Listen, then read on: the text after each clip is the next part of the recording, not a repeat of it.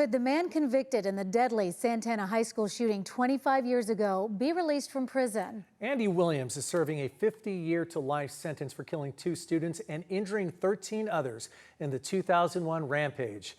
A hearing regarding his potential release was held today. News 8's Shannon Handy was inside and joins us live from juvenile court with the latest. Shannon.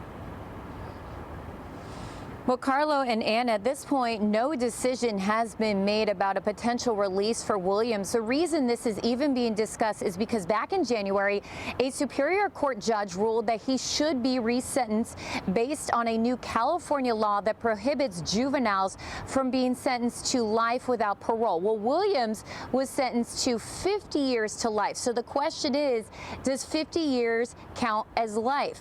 Well, his attorney argues he has served enough time. She says he should be released, adding he is very remorseful for what he did. Literally every time Andy and I speak about the crime, he appears to feel it very deeply, and he's expressed numerous times in words how incredibly sorry he is, how he feels he deserves nothing. This is not about him feeling entitled to anything, including his freedom. It's about the rest of us, advocates, believing that no juvenile's life should be thrown away because of something they did as a very young man. Today's hearing was to get a status update on that January ruling, which currently favors Williams, but the DA immediately appealed, so the case is still moving through the appellate court system.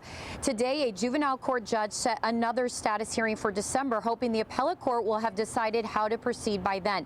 If the appellate court sides with Williams, he would be resentenced in juvenile court, in which case he would be released. The prosecutor said her office is prepared to take the case to the state Supreme Court if necessary to keep Williams behind bars. We will continue to work within the legal processes to challenge a decision that we respect but disagree with. Now, Williams did appear at today's hearing via Zoom, as did a survivor of the shooting, but neither spoke. The hearing was very brief, lasting less than 5 minutes. Of course, no cameras were allowed inside. So as of right now, we have to wait for that December hearing. Shannon, you mentioned the next hearing is in December. Could a decision be made before then?